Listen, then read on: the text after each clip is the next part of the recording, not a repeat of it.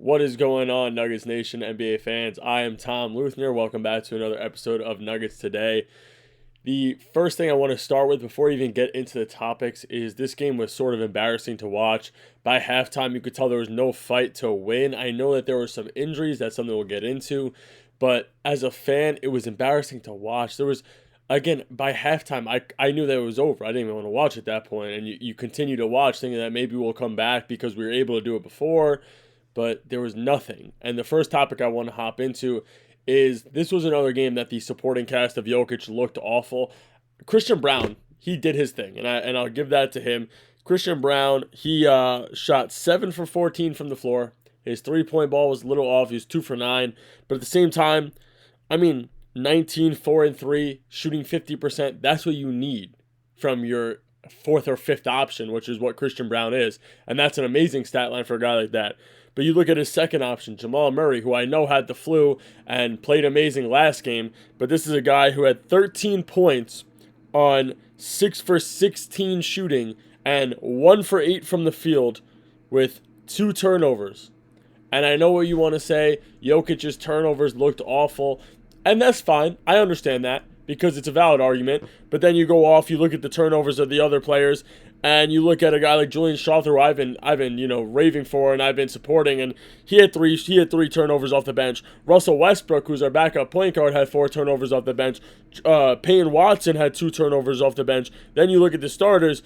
Aaron Gordon had 4 turnovers, who I know was playing hurt, and we're gonna get into that. But at the same time, you can't have a guy like Jamal Murray not putting up 20 plus points when he's supposed to be that second option, who's giving you legit minutes and getting paid to do so.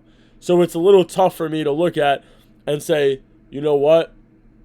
Yeah, this supporting cast is really there. They're great. Jokic had that cast to get him to the championship. No, he didn't. We knew he didn't.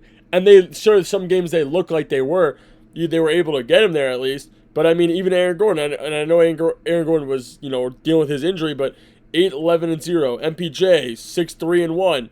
Aaron Gordon shot 2 for 4. So be it. He shot 4 shots, made 2 of them. That's great, but he's not a bench player to do that. Again, like I said, MPJ 6-3-1, 3 for 8 from the field. That doesn't help us. And I know he's dealing with his shoulder, but why play him? And that's another topic I'm going to get into in a little while here. The next topic I'm going to hop into is Denver cannot look for excuses in these games. And I know there are a lot. You look at paper. This guy's hurt.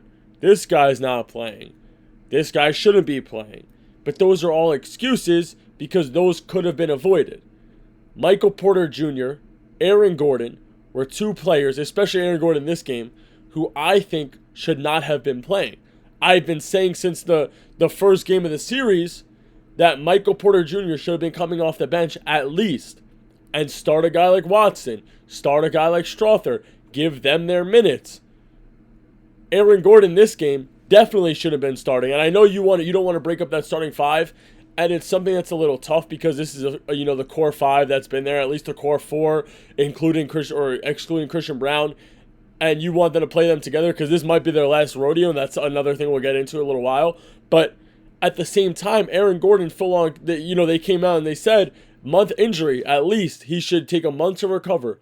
So it's tough to see Aaron Gordon, even in the starting lineup, when you go back and look at his presser after the game. And in his presser, he said he felt like he was playing like an old man. There's things that he couldn't do. He couldn't run at full sprint. But if you're a coach and you know that, why are you starting this guy?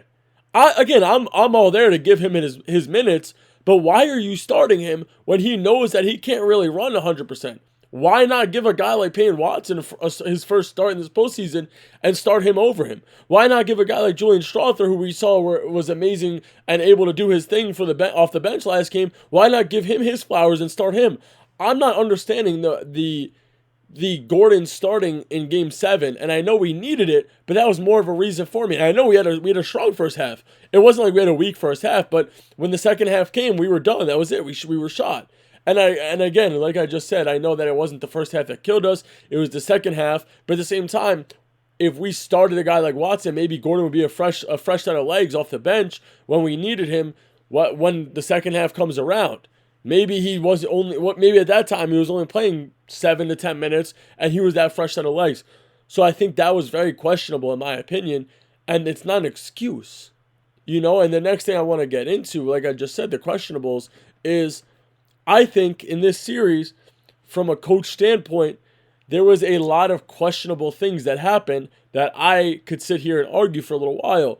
The first one being, I think Julian Strawther should have been playing minutes since game one. I think if he did, we win those games and we're in the Western Conference Finals. Without him in the early games of the series, we are out of them.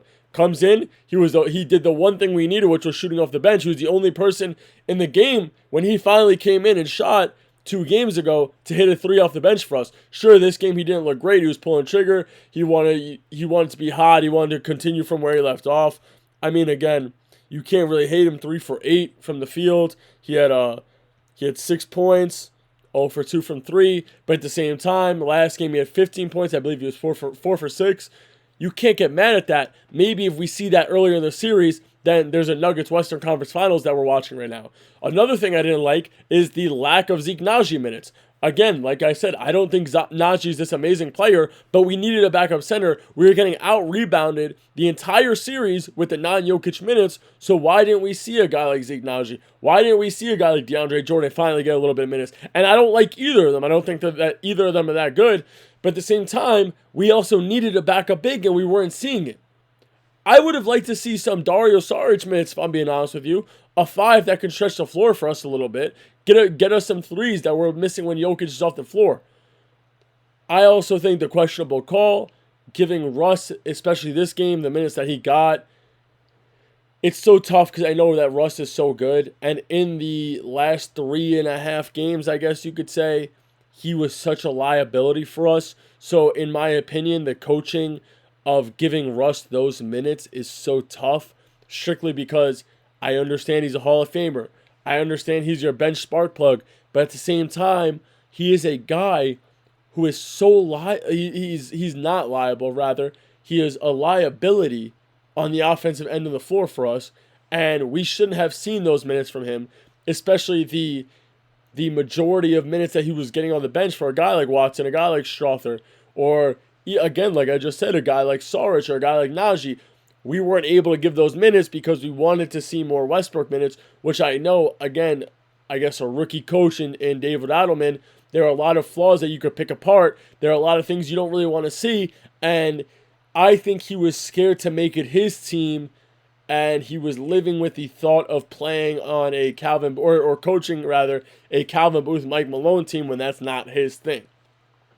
The last topic I want to get into here, because again, right now I feel like there's not too much to talk about, and we'll get to some things in the offseason, but where does Denver go from here? I think there are a lot of things that we're going to see change in the offseason, at least hopefully, because if they run it back with this same squad, there's not much that you could do, regardless of the health. I know everybody wants to say that there's a different story because you push 2 Game 7s, you forced a Game 7 versus OKC, and that's great. OKC played terrible. We shouldn't have been there. And again, some coaching adjustments, and you're probably past them, but at the same time, you couldn't bank on them being that bad, and we saw that in 2 of the games of the series, one being Game 7 when they dominated us. I think there are some things to get to, especially when it comes to the starting 5, but I also don't want to ruin some future episodes, so I will say, I think that there's going to be some change this year in the offseason. I'm not going to say who I think is going to leave, who I think we're going to trade, or who I think we're going to target, but I think there are some things that you'll get ready to see. That's all I have for you guys today, Nuggets Nation. Unfortunately, we're not going to another Western Conference Finals, and we have to watch Shea versus Ant.